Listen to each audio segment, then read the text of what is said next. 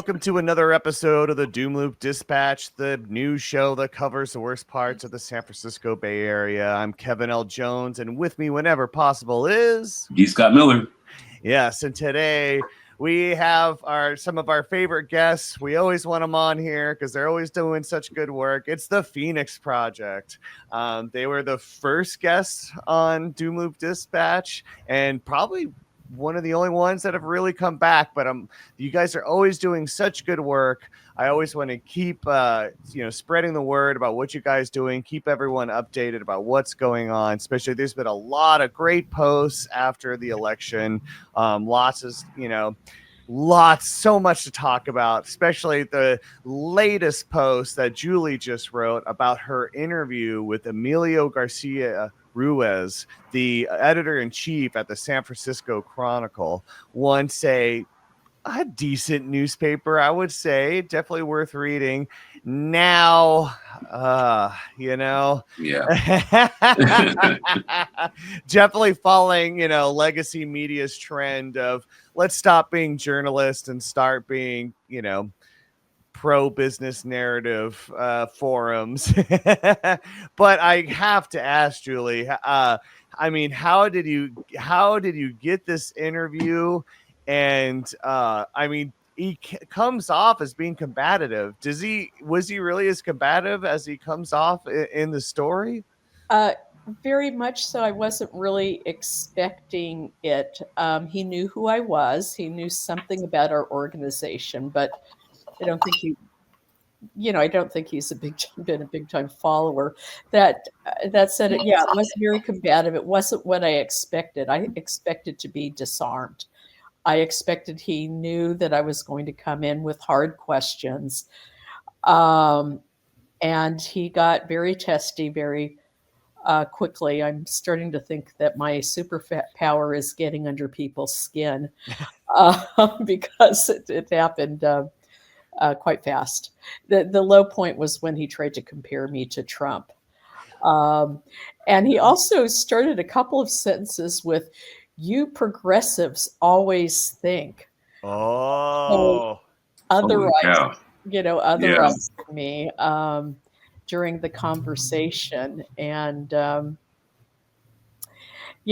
I said, well, I guess you've done some homework, so you do know about something about me. And he said, yeah, I looked at some of your Twitter account, and you pick fights with moderates or something to that effect. It was a very odd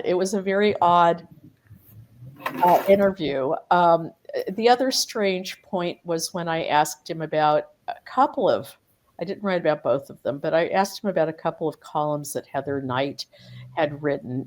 She was dogging Chesa Boudin throughout his very short term in office, and really ramped it up during the recall. And what was interesting is Emilio just said, essentially, how dare you ask me about someone who doesn't work here anymore? And it's like, well, honestly, you're the editor-in-chief. Anything that runs in the paper during your watch, you are responsible for. So it was really a petulant, amateurish, childish interview. Not what I would have expected. Yeah. Also, the thing I found interesting about it was, it's like when you brought up the Astroturf network, he acted as if you didn't know what he was talking. He didn't know what you were talking about. Like how could he not be cognizant of the Astroturf network? Did you?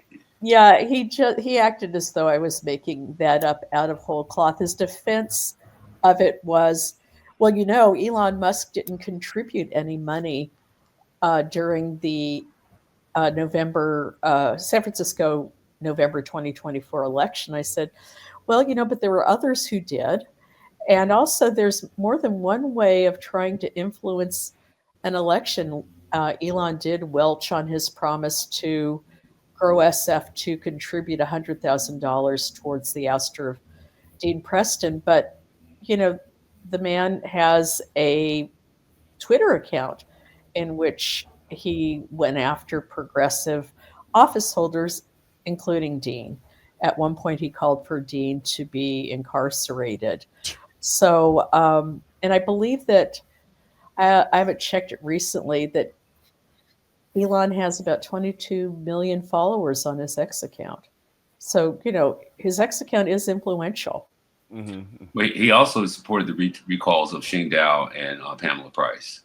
Absolutely. He tweeted that out, and I was like, "What exactly is your investment in Oakland politics, and how much are you investing in Oakland politics?" Yeah. So that it was a strange defense. Yeah. Well, especially too. Does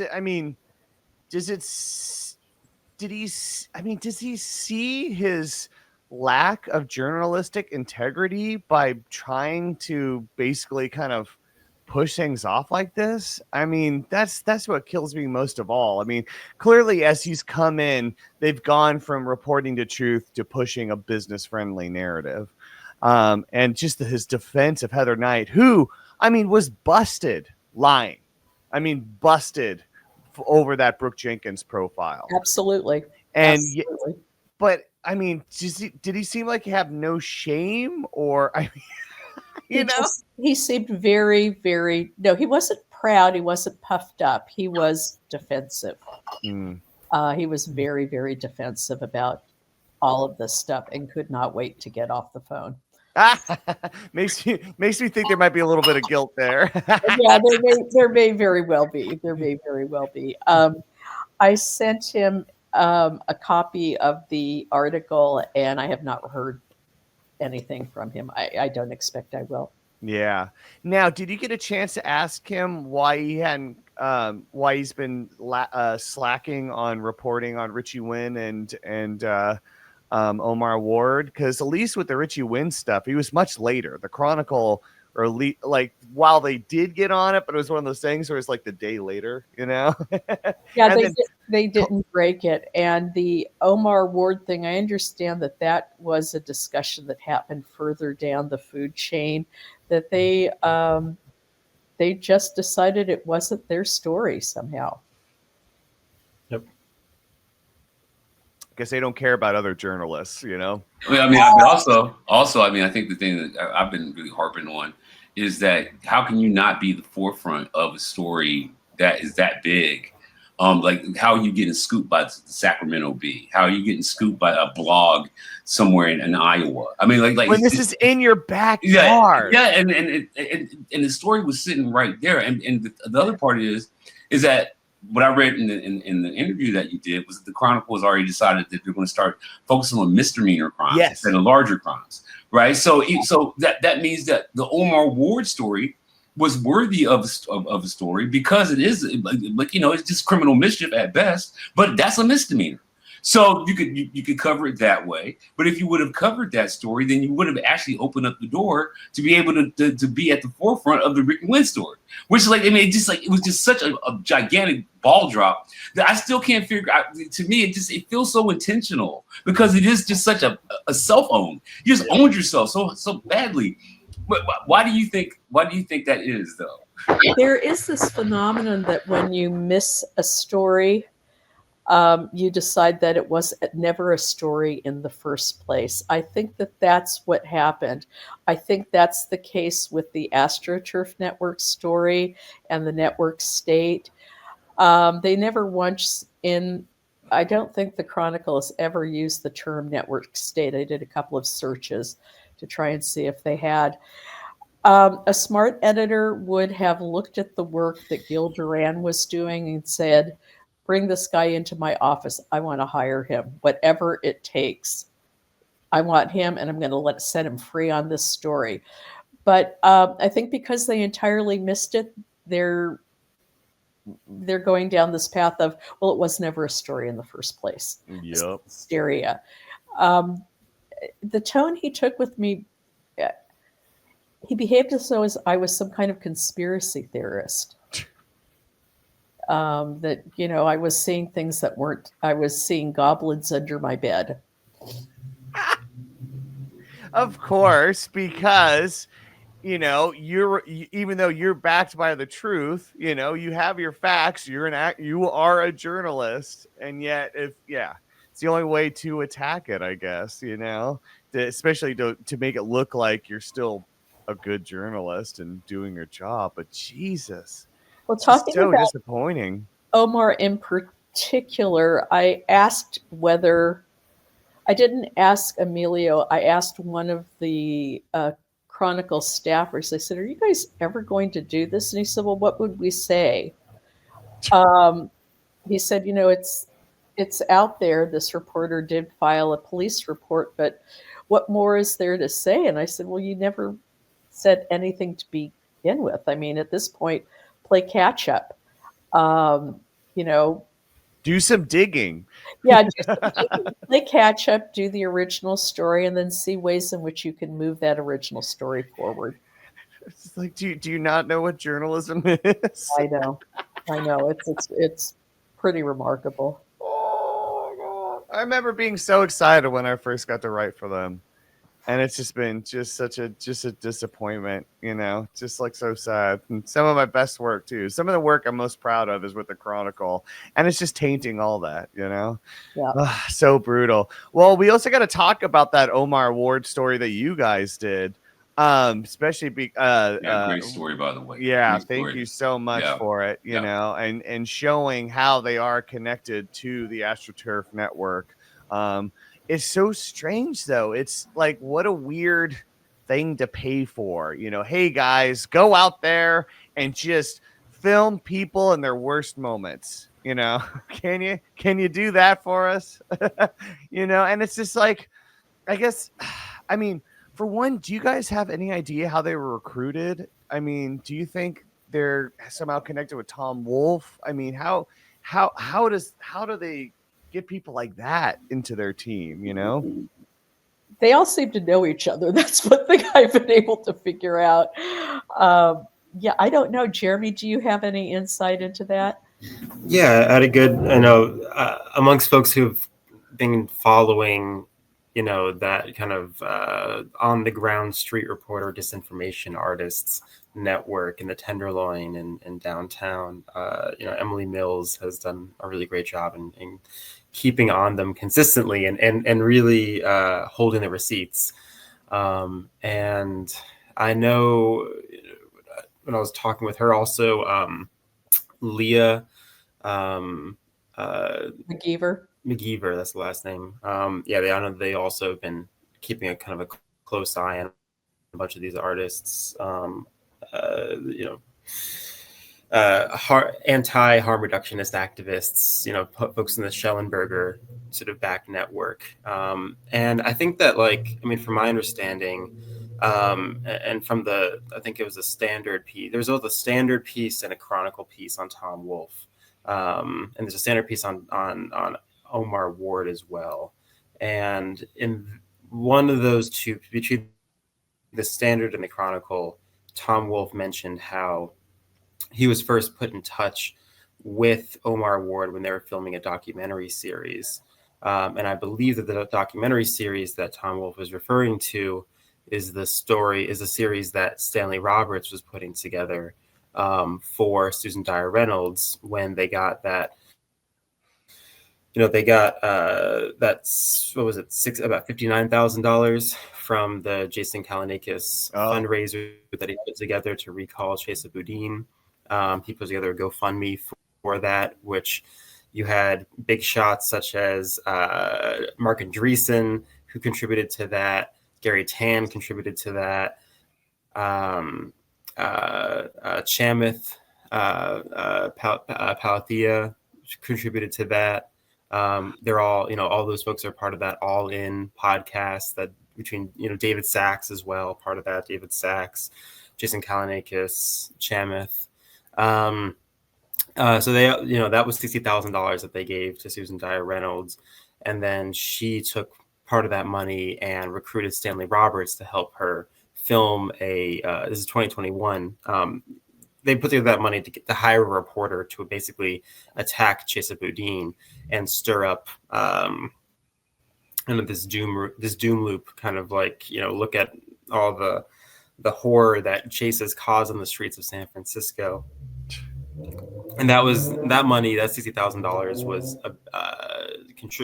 supported by another $200,000 from William Obendorf and Mary Jung's Neighbors for San Francisco, Neighbors for Better San Francisco. And so they contributed $200,000, $100,000 towards Susan Dyer Reynolds' media company, Gotham by the Bay, another $100,000 towards Mr. Badley Productions, which is Stanley Roberts' media company. And so between that $260,000, that's just the amount that we know of through public, both the GoFundMe that was public and the public reporting from Neighbors for Better San Francisco. Susan Dyer Reynolds and Stanley, did this. Susan Dyer Reynolds launched her Gotham by the Bay sort of Substack series, money of which, we have a good feeling went on to help support the beginning of the Voice of San Francisco newspaper that she now runs. I don't know how much of it also went towards contributing towards the Marina Times, but it seems like the Voice of San Francisco emerged not too long afterwards. And then money to Stanley Roberts to then do I think it's a 6-part series that's on YouTube called something around the lines of like Gotham. I forget the exact name of it, but it was a Gotham something or other series. Might even be Gotham by the Bay itself, video series. And so in that, they're interviewing a number of people on the ground, in the Tenderloin, and all those people included Omar Ward, then to later go by J.J. Smith. So it seemed like, based off of what Tom Wolfe was saying, that was the first time that he was Tom Wolfe was brought in and was connected into that video series. And that was the first time that they connected with Omar Ward and brought him into their network. So, and then he started doing film for them on the ground afterwards. Because, Stanley Roberts himself, he's based in Arizona. So he himself is not actually on the ground in the Tenderloin in San Francisco at all. So they flew him out all the way to San Francisco to do that series in 1 week. But they needed someone to continue to be. This is my own speculation, but they needed someone to continue to be on the ground to support the narrative building and keep on pushing out the videos. And that's where you enter Ricky Wynn. That's where you enter Omar Ward as folks that were now. Andres Wilkin is another one too. He's another guy. I wonder if he's getting money. People just to provide that on the ground footage, and Susan Dyer Reynolds. I would say a lot of looking at her Twitter page, she receives a huge boost. A huge amount of her content that goes viral is coming directly from stuff that J.J. Smith films, that Omar Ward films. You'll see Omar Ward, put it on his page first. It's like, hey, I was downtown and I saw this and this and this. I was in the Mission, I saw this, and then all of a sudden you see, later Susan Dyer Reynolds saying, I was in the Mission and look at what I saw. It's the same video. So, actually, in one of them, it's one I just saw recently. It's really funny. She didn't change the text, and so she was Omar is going to a site, right? And Omar is describing it, and one of the people goes, "What's up, OG?" Which is original gangster, right? Yeah. But Susan didn't change the text, so it made it look like that she walked up and they said, "What's up, OG?" Like to her. Right. And I was like, in San Jose. Yeah, exactly. OG, what's up, OG? I was like, oh, she didn't know what OG meant, so she just put it like Og. I guess it's Og. That's hilarious. No, I know what OG means. Susan lives in Morgan Hill. She likes to say she lives in Los Gatos because it sounds nicer, I guess. But she actually lives in Morgan Hill and doesn't come up to the city all that often, but likes to report on it. Yeah, exactly. So, that's still her money. Yeah. And that's so sad too. I want to say it is a tragedy what has happened to Stanley Roberts. Stanley Roberts, I mean, he used to be quite respected in the local journalism scene. He was kind of the only reason to watch Cron after Cron lost its NBC affiliate. Even though his stuff was still kind of kind of quirky, more kind of like, oh, look at this place. This is where they get the most parking tickets and stuff like that. Those kind of softer, but like still kind of city focused. But he used to be really worth watching, and just now it's just like he's just crapped on his legacy, because he basically, what did he do? He adopted the Christopher Rufo playbook, because that's exactly how he got started in Seattle. It was focusing on the homeless and using that to punch left. Yeah, it was very widely watched, but he had that thing, people behaving badly, which yes was the equivalent of my dad, my elderly father, just grousing at the world. Yes exactly. It was just like cranky old bad stuff, but he managed to make it work for him. Exactly. That's like we would always kind of check in with that, because it was like old man shaking a stick at the sky, right, exactly. yelling at clouds. Yeah, no, it was sort of like, it reminded me of sitting down with my dad when he was having a particularly bad day. Yeah. Totally. So there's so much to talk about, but I want to kind of go on with the Astroturf network and see about some kind of updates. For one, do you see William Opendorf still involved and still throwing down money? He is through, and then, I'll hand it off to Jeremy. What I've noticed recently is Connected SF, which is a group that Obendorf, he's the only funder of it, and they were established to set up neighborhood groups in San Francisco in all 11 supervisorial districts. It's run by Marie Harabiel, who was Trump's appointee to the Presidio Trust.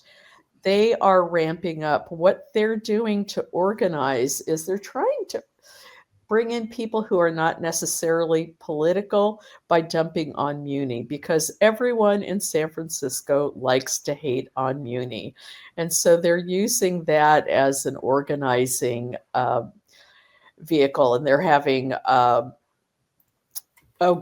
guess they've been having town halls in all 11 districts to try and get people up in arms about, the Muni cuts, which are not great, obviously, but we've got a deficit, and Muni's going to be hurt badly by it. I don't know that Marie has a plan other than, again, getting people just angry and cranky. But I noticed that I've got two newsletters from her. One, she says she's staffing up, that she's looking for people to hire.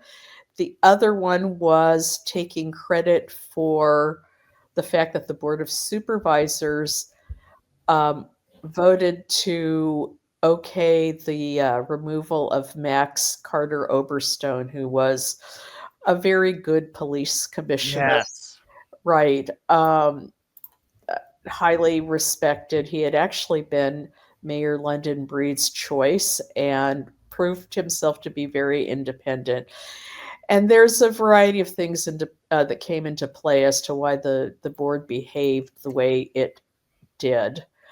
One of them, the real reason is they're trying to give Lurie a honeymoon period. I think Lurie has done an awful lot from what I gather, he goes door to door and talks to these supervisors and tries to present his case, which under London Breed did not do that. She alienated people on the board very, very quickly. And Lurie's trying to explain himself. So that's appreciated, especially after the dark years of the Breed administration.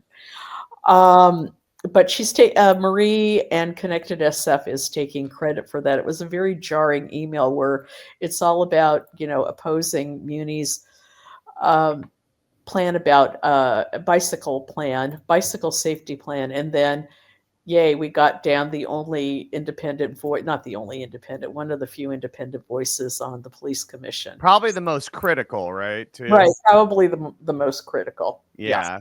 And what kills me too is it's not like SFPD is above criticism. Holy shit, they're doing stuff all the time that deserves some criticism. So but yeah, and that's interesting too, because I'm interested to see too how they kind of use the anger from the Great Highway closing and that kind of stuff. It seems like they don't know what to do. It seems like Erica Sandberg is actually kind of going like anti-bike, anti-congestion pricing and stuff too, which they might consider.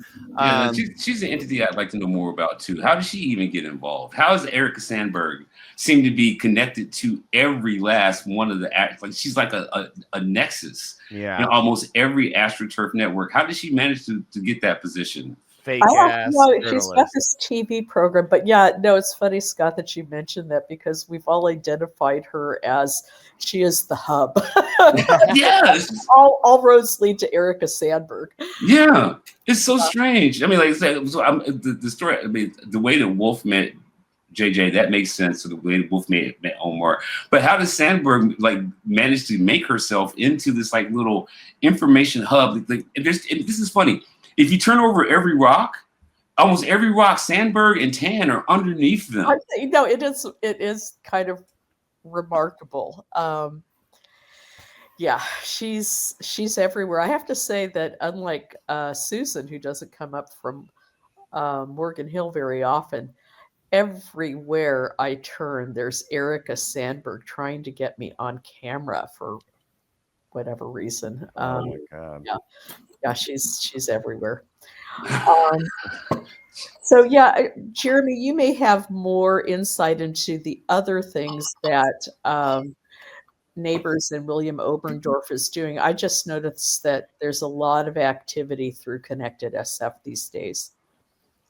Yeah, I mean, for Oberndorf specifically, I just pulled up. We have like a bunch of files on these different big donors, and you know, William Oberndorf himself, not even through Neighbors for Better San Francisco, contributed $1.75 million last year in local San Francisco races, making him one of the biggest donors in San Francisco's local elections.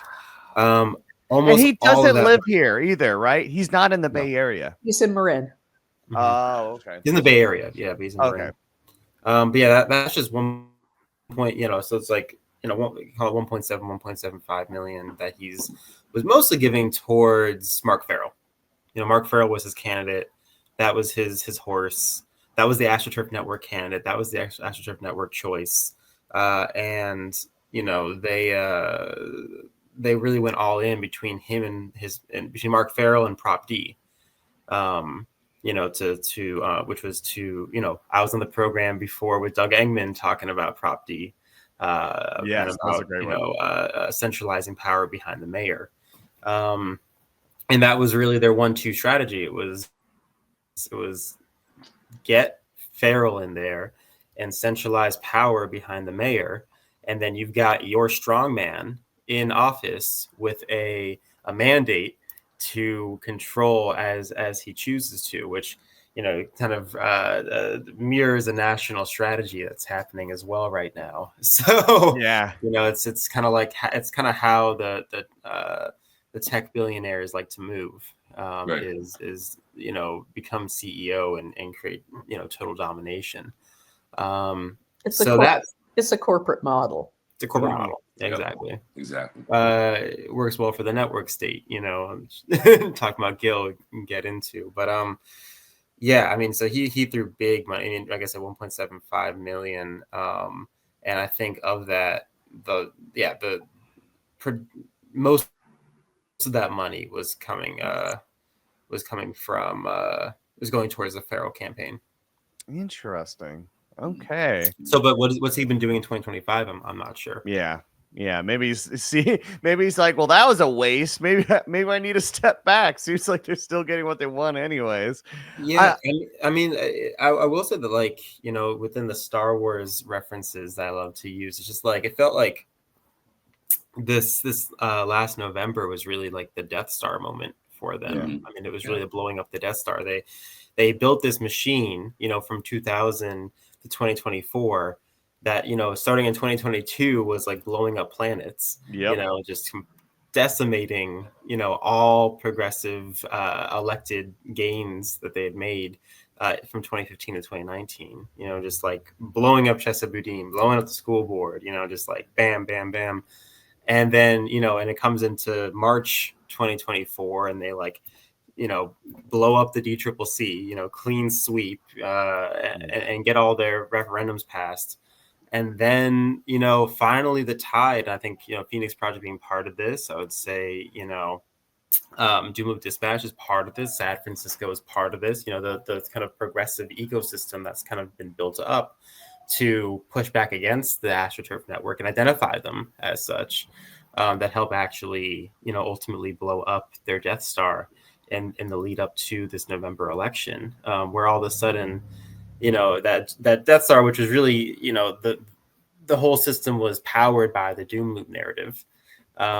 And you saw, with the death of the Doom Loop came the death of the Death Star and the destruction of the effectiveness of their campaigns, and their efficacy in being able to win the races that they were really taken for granted in the lead up to 2024. Well, I mean, that's even more so true for Oakland, because they did try that with Empower Oakland. A lot of money coming in from San Francisco. I just saw a flyer for Charlene Wang, who is a supervisor, running for supervisor over here. She's with the Empower Oakland, and the flyer was paid for by Chris Larson from San Francisco. So I mean, but we whooped their asses over here. We kicked their asses, the entire Empower Oakland slate. But you did do another chart map for Oakland. Can you tell me about the similarities between these two and also the differences? I mean, from your analysis.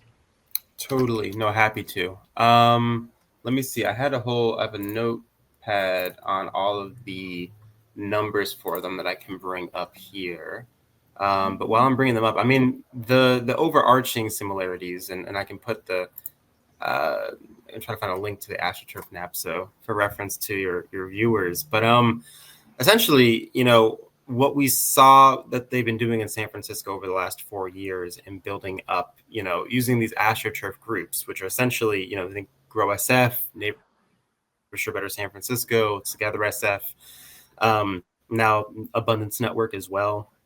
These are groups that are combinations of 501c3s, 501c4s, and PACs, that are, they'll be like Neighbors for Better San Francisco, C3, and the Neighbors for Better San Francisco Action, C4, and then Neighbors for Better San Francisco Action, then the PACs that then they're using to spend specifically on candidate campaigns. And so, they've been, and these organizations, these AstroTurf groups being funded, almost all their funding coming from a handful of right-wing billionaires. Which really breaks down to tech venture capitalists and corporate real estate interests, with a smattering of other interests as well. So, that network hadn't been built out yet in Oakland. It really started in San Francisco, but they've been using that same playbook and running with it in other places. And so one of the first places that's then been replicated over to is Oakland. And so all of a sudden you see the emergence of, in this last year, Oakland's own network of 501c3, C4, and PAC organizations, groups like Empower Oakland, groups like Revitalize East Bay, groups like Foundational Oakland Unites, and also the Abundance Network itself. They started their own PAC. They started their own office in Oakland, and started their own PAC, Families for a Vibrant Oakland PAC, which is conveniently named essentially the exact copy paste of Families for a Vibrant San Francisco PAC that they run in San Francisco.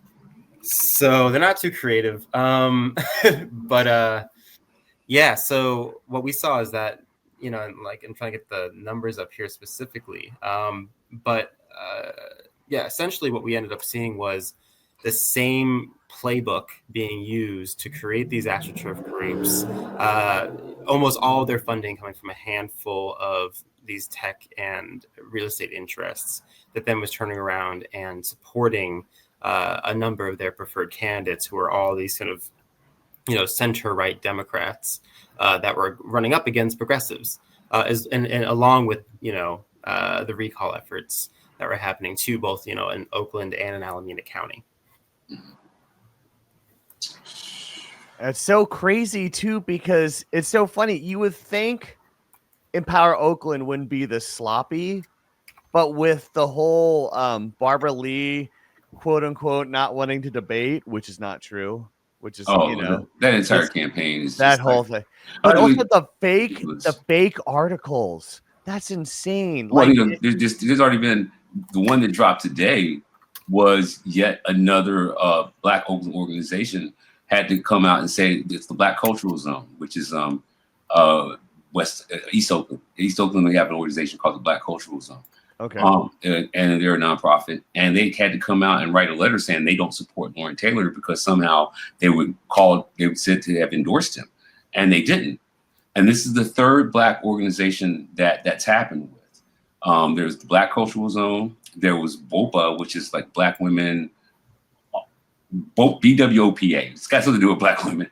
And there's another one that's an organization that's a mentorship program. And all of these are very well-known and long-term Black Oakland organizations that had to come out and say, no, we don't endorse Lauren Taylor, because something about his campaign was saying that they did. Yeah. And the same thing happened with the Anti-Police Terrorism Project, where they had a fake ad come out that said that they were going to reject Barbara Lee. And they actually had this thing, and so the Anti-Police Terrorism Project had to come out, send out a press release saying, like, no, that's not ours, that's fake. It's happened. That means it's happened 4 times. And then can't forget, of course, the Black Action Alliance that was formed just a couple of days before the rig debate with KTVU, which Barbara Lee actually did come out victorious in. But it was a thing where like they made up an organization called the Black Action Alliance that nobody had ever heard of before, and it had only been founded, I think, 8 weeks prior to the debate. And the primary funder is Philip Dreyfus, who was actually the funder for the recalls. So that just dropped this morning. Another Black organization said no, we didn't endorse them. Who said that we did? Yeah, it's like the San Francisco Astroturf movement seems like efficient and professional compared to what's going on with Empower Oakland. That's well, I also think it's difficult for them because the thing is that with most diverse metropolitan area in the country, right? So I mean, like, you have to have a certain kind of amount of hegemony to actually be able to like make that appeal, right? Like it's easy to use anti-Blackness as an appeal in San Francisco because the Black population is only 4%. Yep. Right. So that's a really easy trigger. Or anti-Honduran. That's a really easy trigger too in San Francisco. It's not going to fly here. Yeah. It's like the signs and signifiers that are actually triggering people psychologically and emotionally in San Francisco just don't work over here. That's really what it's like, except if you get enough of a groundswell of apparent media support. If the Chronicles are always badgering, KTVU is badgering, K-Ron, badger. That seems to work, but I don't think they're trying that this time, which is interesting. Yeah, they're just trying to lie, apparently. Yeah, just lie. They're doing a lilac thing. Lilac hell. Jesus Christ. Yeah, and I do think, I mean, to use the way that the Astroturf Network created the Doomloop narrative in San Francisco, like that was really, like, I forget who said it, but like a big part of politics is knowing what time it is, and it's like in San Francisco they really knew what time it was, and so in particular Mary Jung, you know, the role that she played as the co-founder of Neighborhood Better San Francisco, she knew what time it was. You know, she was able to very effectively use the, take advantage of the rise of anti-Asian violence that was happening nationally, and the narrative around that. She was able to very effectively, use the fallout from the pandemic and the anger that was being caused through the stay-at-home orders and the masking mandates and all of that, and be able to use, also, the other, crime indicators and other, economic fallout that came with the pandemic, and really use it effectively. And this is part of, goes into the national strategy that was happening here as well. Use it to very effectively target and build a movement to uniquely attack all those progressives who are now, newly elected, who are now like the official, incumbent, so to speak. They're now the people to blame for all the problems that you see in the city. And so she was able to very effectively, and then deliberately build up the doom loop narrative through infusing people like Susan Tyler Reynolds with a bunch of cash to then throw into her network and support that. And Michael Schellenberger doing something similar, and helping to throw money behind Tom Wolfe, throw money behind Erica Sandberg, connections with Salvation Army as well. So like there's they built up a base to do this work off of, and they just kind of marched it out. And the role that then, Gary Tan played in supporting that, marching out and supporting the culminating and the growing of that ecosystem. That was reported on by The Standard, of how he was really playing that Pied Piper role of bringing everyone together. Yes. And you didn't see that happen in Oakland, or really it's like they tried to copy and paste it into Oakland, that sort of Astroturf network approach, is kind of right-wing approach, but they didn't do the ground building. They didn't build the movements, and they almost, came in too little too late. Like, it's like if they started in 2020, maybe they would have been successful, but because they started in 2024, early 2024, literally there's I have a screenshot of the email where Gary Tan is urging Gagan Biyani, who's listed over here on the map that you have up down there. He's one of the co-founders of Empower Oakland, the Empower Oakland slate. It was an email of it was a tweet of Gary Tan encouraging Gagan Biyani to start a Grow SF for Oakland. And urging him to get in touch with Seneca Scott. Yeah, I have that one. I have that one too. I have all the people too. Yeah, that was in 2022. Not that guy. You don't want that guy. That tweet was from 2024. Oh, okay, that tweet was from was March 2024. So they were starting so late. They were just trying to pull it together. And you see just with this election itself, Grow SF hosting a fundraiser for Lauren Taylor. I think they charged $600 or $750 per seat, per ticket, to go to that fundraiser dinner, just to get in the door. So they're pushing it, but they're, like you mentioned before, they're being sloppy, and they're not doing the same kind of coordinated, big money, multi-year, multi-pronged attack like they did in San Francisco. Yeah, so sloppy, and it's so clearly obvious too. Now we can all see it happen. To a certain degree, I would say, though, because I think there was a way they leaned on race in San Francisco that they can't lean on race over here. Yeah, and I think that's the reason why we're seeing so much of this manipulation that's taking place. Like over here, we're being manipulated in a totally different kind of way. Right, like the crime narrative, if you live in downtown Oakland, if somebody tells you about that, you're like, you don't really, you know what I mean? And so I think the use of Seneca Scott, the use of Lauren Taylor, the use of these Black organizations to say that there is some Black grassroots support where there isn't any. I think that one of the major things they're having trouble with is they think that Oakland is a strictly Black town. They think that Oakland is like what they think Oakland is in their heads, is what I'm saying, right? Like they still see the Black Panthers. They still see a thriving Black and strictly Black community. They don't really try to talk to the Asian community, South Asian community. They don't really try to talk to them, right? What they like to do is they like to try to manipulate themselves and insinuate themselves in what they assume is a Black population. And instead of trying to really endear themselves, or at least have the good faith to actually talk to the community, they talk at the community and what they think the community actually wants. You know what I mean? And that's one of the things that they keep running up against the wall with that. They're playing the race card over here. I mean, that's what I'm saying. I'm saying that over here, you had your Diane Yap over there. You had that. You had to read Chris Larson talking to London Breed about, I'm going to give you this money because of what happened after George Floyd. I mean, he made that very clear that they were going to use race and that's what, of course, that's how Trump, of course, won. right? Yeah. But I mean, I think that, and it's kind of an aside, but I gotta say this.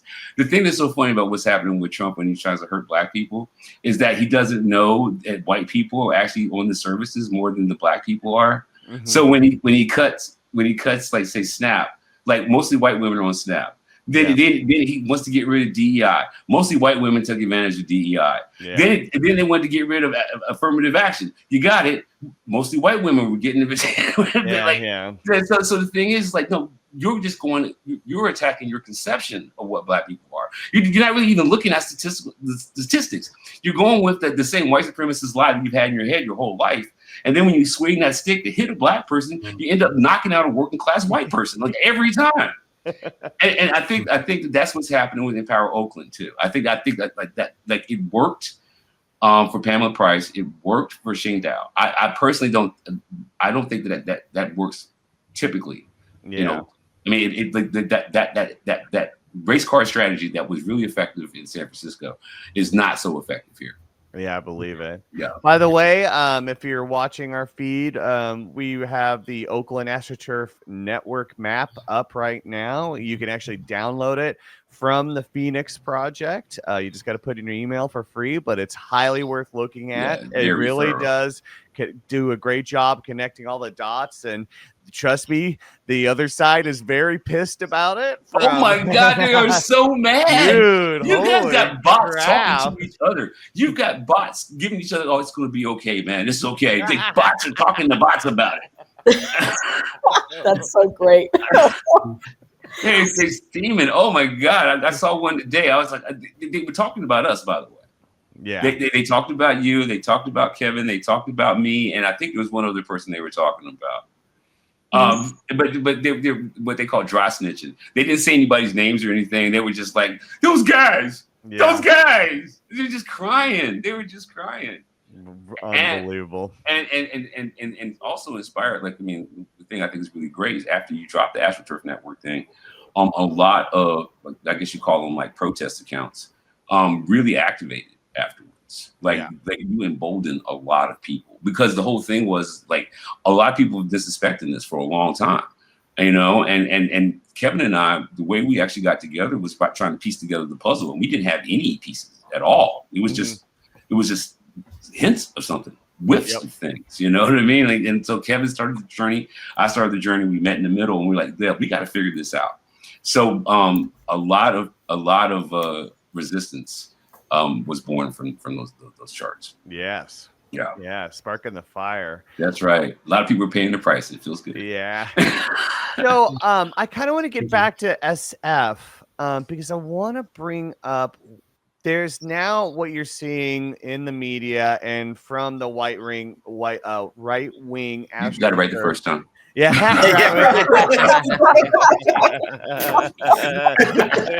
Totally.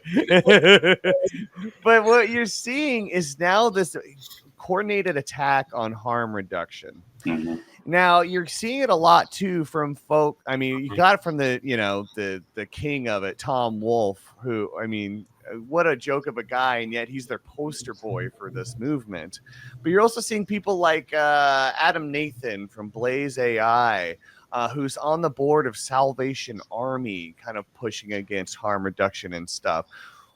Are you guys seeing any connection between Salvation Army and this attack on a harm reduction? Like, what is the Salvation Army's interest in this? Do you have any idea? Well, their shelters are, I mean, they're pushing a sobriety-only model at their shelters. I know that Tom Wolfe has been promoting Salvation Army's approach. Not only, I'll say really quickly, not only does he promote it, but he works there. Yeah, he's a paid consultant for Salvation Army. Ah. It was interesting to me to see the article in Mission Local from the UCSF doctors the weekend before. My sister-in-law, who has been working she's a public health professional at UCSF, and she was at our house ranting about Tom Wolfe and how much harm he's going to do. And she said, the user community in San Francisco, and she's worked with them for 30 years, is not monolithic. We never need every tool in our arsenal. And she said, these people are going to do a lot of harm. And she said, honestly, the vibe I get with Tom Wolfe is that he is just trying to promote himself for something. She's not sure what career aims he has, but I have a theory. Yeah.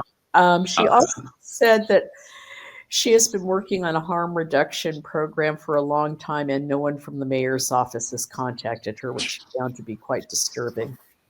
Yeah.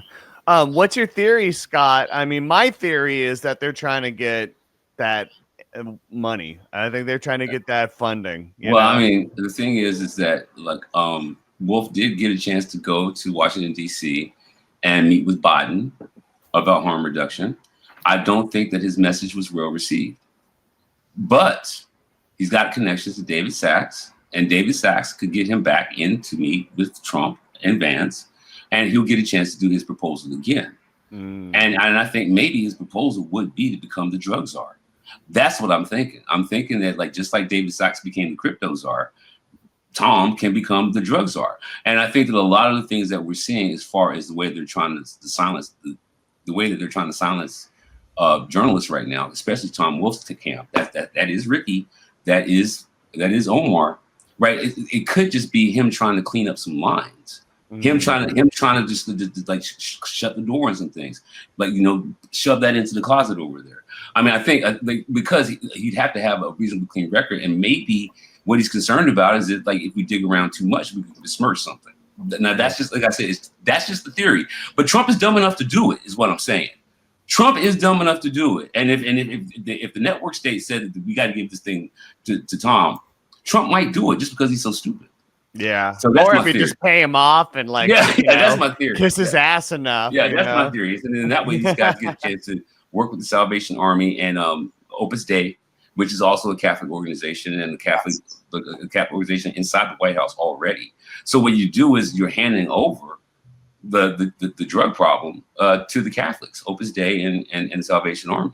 Yeah. And that drug czar would be Tom Wolfe. Well, that's an interesting theory, because I've noticed that Tom Wolfe was promoting RFK Jr.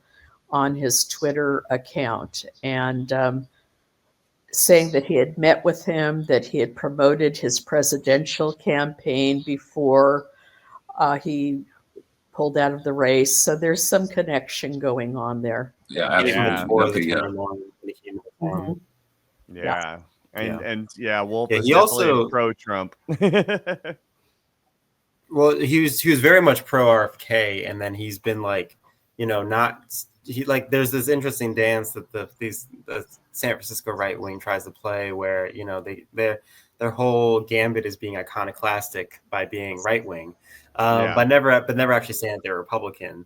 So it's this kind of that somehow makes them moderate, is because they're anti-Democrat and will throw a bunch of the Trump talking points, but then at the end of the day be like, I'm a Democrat though. That's kind of like the game.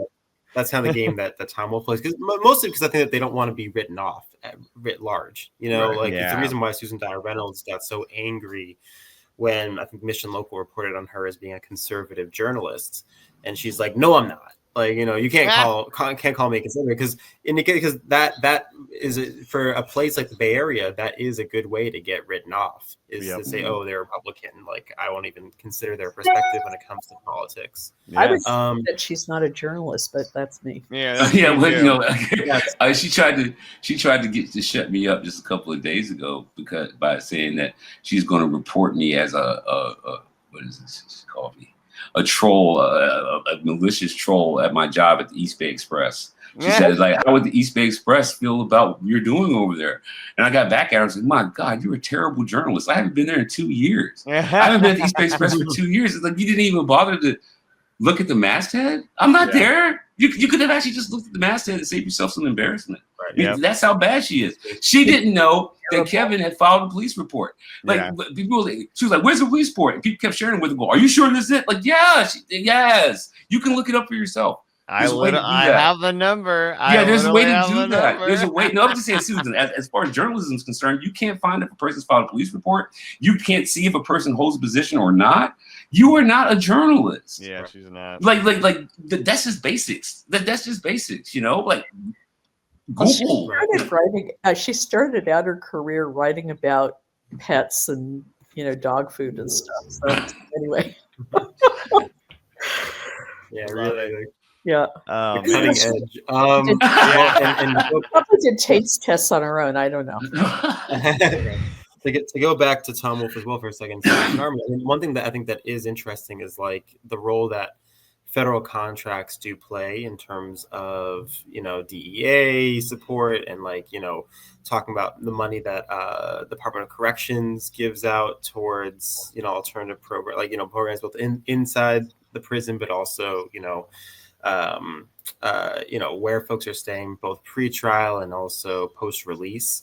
And Salvation Army definitely puts themselves in as a player in having beds and providing programming both inside and outside. And I think one thing that's really revealing is there's an episode of San Francisco that Leah McGeever was on where they were talking about Omar Ward in particular and discussing kind of like this, the anti-harm reduction crowd.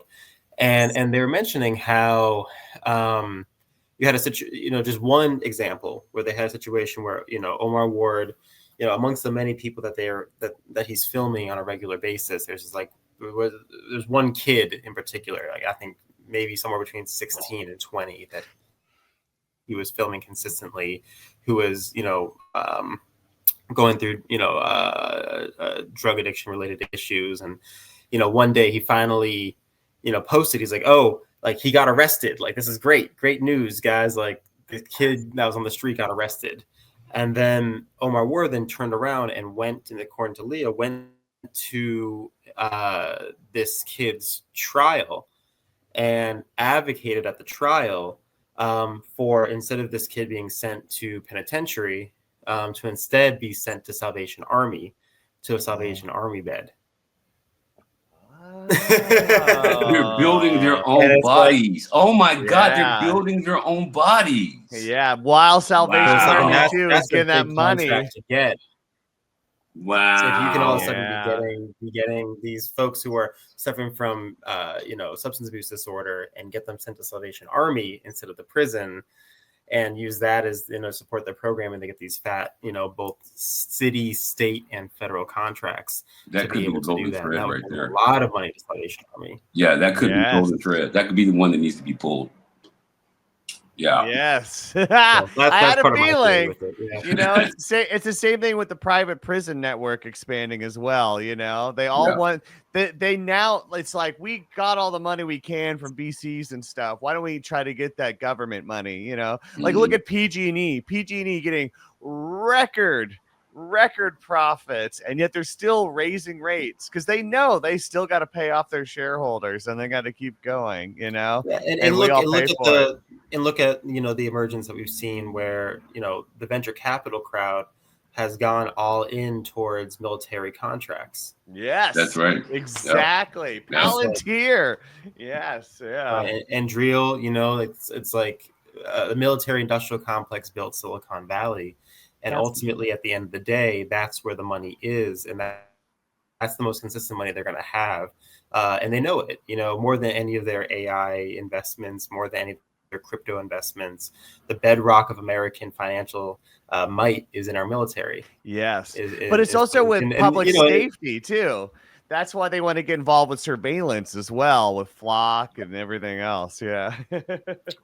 Right. It's a consistent contract, and it's one that the federal government's not cutting anytime soon. As long as I'd like to see something happen around General Dynamics. My question is okay, there's the network state, right? Yeah, and those guys are pretty badass. But what about the guys before them? Yes. Like General Electric and like DuPont. Yeah, like, are these guys going to let these guys like big shoulder them out of existence? Yeah. I mean, like, I'd like to see some Blackwater shit happening. I want to see some Blackwater shit. Yeah, I want to see the King Kong versus Godzilla and just go let them fight. You know. well, what remains to be seen. What remains? I mean, this is what I don't. And this is like for part of our own learning that's going to be happening as we begin to track like the YIMBY network, for example, and how that they're playing out on the state level. Because you have, and I think maybe this is part of the larger conversation on the abundance, the whole abundance movement that's happening. That's nationwide. That really much comes out of the Astroturf network in San Francisco.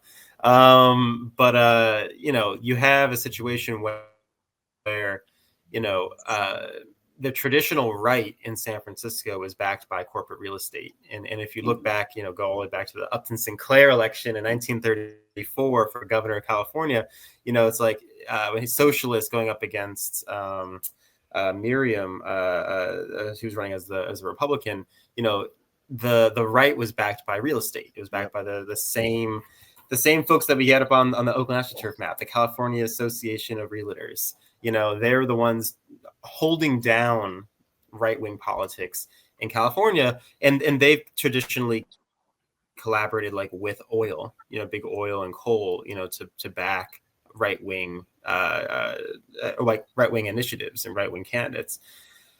When you have what we've seen with the tech VC crowd is how they've now entered into the chat as like the newer kid on the block in terms of big money and spending in politics. And what you see in San Francisco work well is that it's become the tech VC crowd collaborates with the Realtors Association, the traditional right, to create the San Francisco right. On the state level, you now are seeing more of the VC folks coming in, but now and you've seen them, partner consistently still with the Realtors Association to push forward people like Scott Wiener, and other people who are like pro YIMBY in their camp. But I don't personally know. Maybe this is a good question for like someone like Gil Duran, who's been covering state politics for longer, and maybe Julie have a better answer on this than I do. But we will be learning soon, closer to the fall when we're doing our YIMBY report, is thinking about, okay, how are these players playing in relationship to big oil, to these other extractive industries, PG&E, what's the relationship that then happens between the tech titans and those kind of extractive industry titans, and where are they playing nice? And I have a feeling that when you're bringing it over to the abundance stuff, that the abundance movement is actually part of how they're trying to play nice with each other. Yeah. Because ultimately what the abundance mindset stuff looks like very similar is the pro big oil messaging, the pro big coal messaging, the pro nuclear messaging, which they're really behind. Yes. Which is just build baby build. It's drill baby drill. It's we need more of everything now. Let's unlock all of the unlock the reserves in Alaska, Canada, and Greenland. And and let's get abundant. You nailed it, man. You nailed it. That is the best synopsis I've heard. You nailed it. Yeah, seriously. Well, I don't think those relationships had existed before, but I think this is a place where they can start to work together. And the tech crowd understands that they need to make common cause with other groups. What I'm finding interesting is the limits of their reach. The tech crowd, the thing closest to their heart is YIMBYism, removing all regulation. But they use, to try and organize, they use the crime thing. The crime thing has kind of run out of gas here in San Francisco. And there's a very interesting, it may be a recall campaign happening out here in the avenues. The Astroturf network got one of their own elected, this man named Joel Engardio. Yes.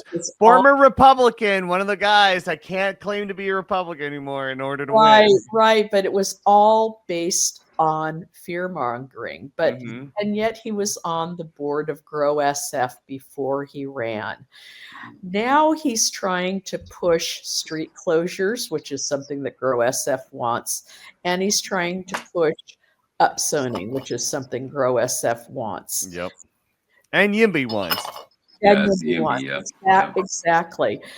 He has his constituents up in arms. Yep. The anti-crime thing resonated with them. The West Side, which tends to be fairly conservative, they do not like density, and they like their cars. Yes. So there's a very credible recall movement. I think he may go down. Yeah. The Great Highway pissed them off. Yes, it did. Because it was all city, it was basically the West Side was like, wait, hey, like you guys are closing off our highway, basically, and then it's funny too, because you'll see, the YIMBY real estate people going like, yes, and now we have beachfront property. Right. No, it's crazy. I live out here in the avenues, I'm not in Ingardio's district. I'm on the other side of the park, but we've got a local little giveaway paper that has a website. It is all about recalling Ingardio all of the time. The next door out here is lit up with people wanting his head over that road. It's out of control. Couldn't happen to a better person. Right. And what's interesting is it creates a fissure within the AstroTurf network. Connected SF, the group Obendorf is funding. They supported Ingardio for supervisor, and now they are actively working for his recall. Wow. Oh my God. That might happen then. Yeah, that might actually happen. It may very well happen. It'll depend on whether they get the signatures in, but if they manage to get it on the ballot, he will go down, I think. Yeah. Well, all you gotta do is hire a signature gatherer. That's all they did over here. Yeah. Like it was like that's the AstroTurf is not grassroots. They just hired the signature gatherers. You take them out of state.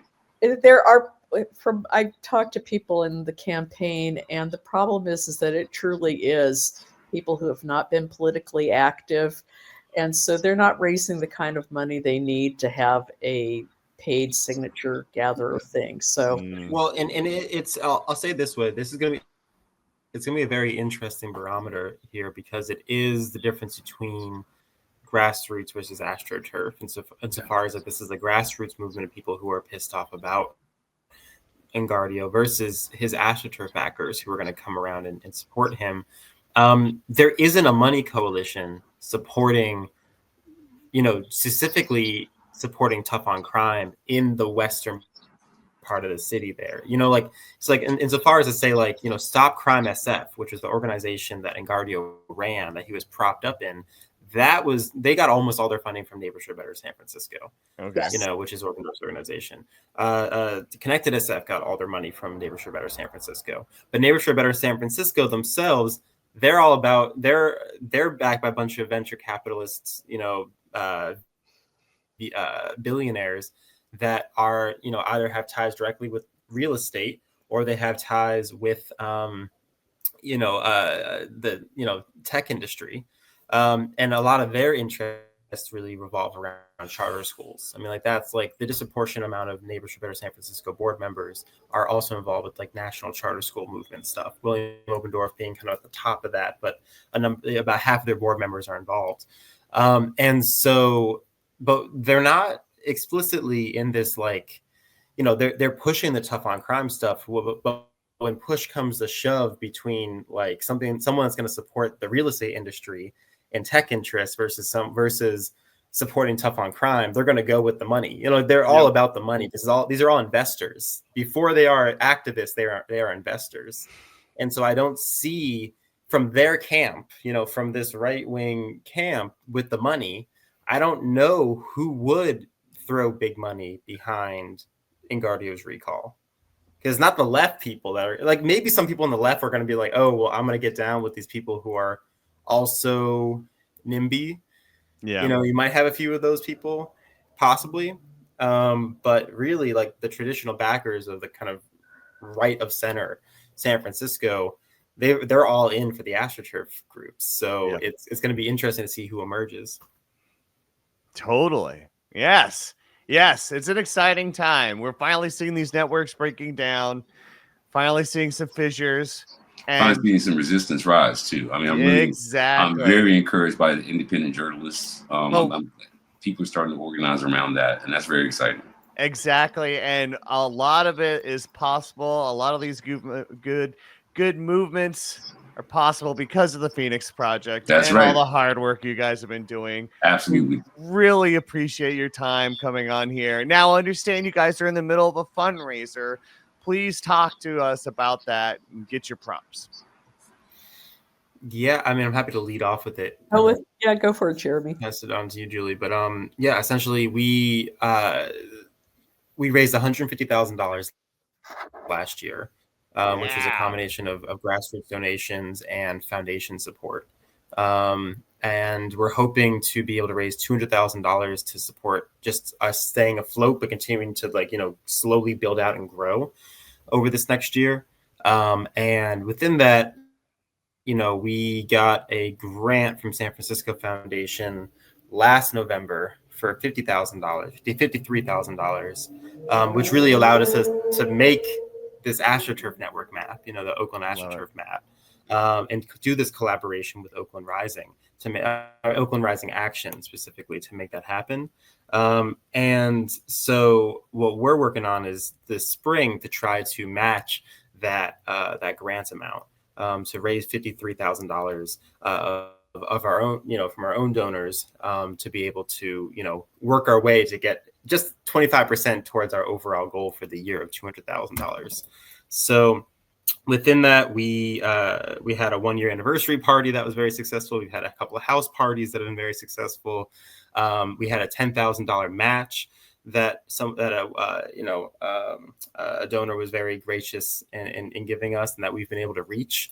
So currently we hit our 10,000 match. We're at about $21,000, and actually there's going to be another donor who's going to be putting in 2,000. So we're about $23,000 towards the 53. So it's about 43% or so towards our goal. And we're hoping to reach it by May, in which, that's the point where we're going to be switching over from the fundraising cycle into really promoting the Doomloop report that's going to be coming out in May.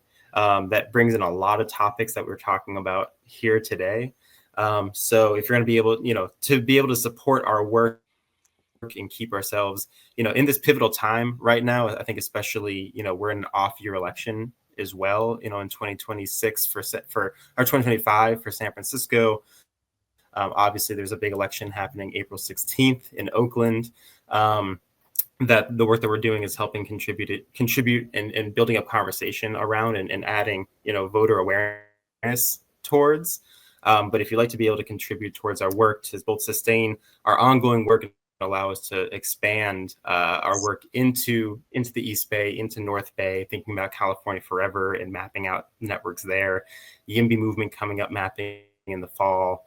We really need as much grassroots support and contributions as possible to make that happen. So if folks are able to help get us the rest of the way towards a $53,000 amount by May, we'd be, well on our way and making that happen. And I'm very excited about expanding our work into Oakland. I am a second generation Oaklander, although I live in San Francisco now. I married a native San Franciscan and I lost the coin toss, so we wound up living here.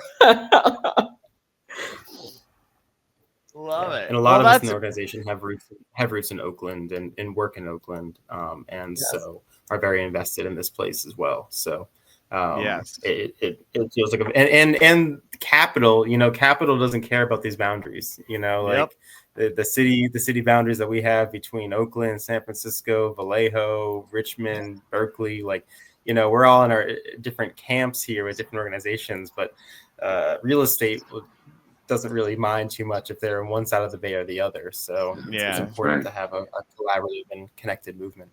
That's Well, right. especially because the real estate investors don't live in this area. They They just don't live buy it up. here. And They they don't just live want to here. own it, you know? You guys will love this, but my husband, Mr. Snotty San Franciscan, when I suggested that we live in Oakland, said, I feel isolated being out there in the hinterlands. It's like, what? The hinters. The hinterlands. We're in the hinters. Out there in the booms. We're in the boonies. Do they even have electricity? Well, back to the boondocks. I'll see you guys later. Right. Right. Oh my God. What do you think it was? Like Humboldt? Like, what's going on here? Exactly. No, Right, just exactly. people when you get out, Out there in the valley. Go have you know? sleep. Yeah, exactly. Well, on that wonderful note, we should wrap it all up. Thank you guys again for thanks coming so on. much. Jeremy, Mack, Julie Pitta. We Yeah. appreciate so much what the So Phoenix much. Project is doing. Yes. And they're on the socials. We're on the socials. We're gonna put all the links in the comments of all the posts for this. Especially there's going to be to that about, so you guys can donate. Please help their project. It is making a huge difference. Yes, it is. Sunlight is the perfect disinfectant. It's the disinfectant we need with all this stuff, and it's really making a difference. So we will support you as much as we can. Follow us on all the socials. We're everywhere, and we're on Patreon. Please help us pay our bills. Yep. And till the next episode, Keep fighting the good fight.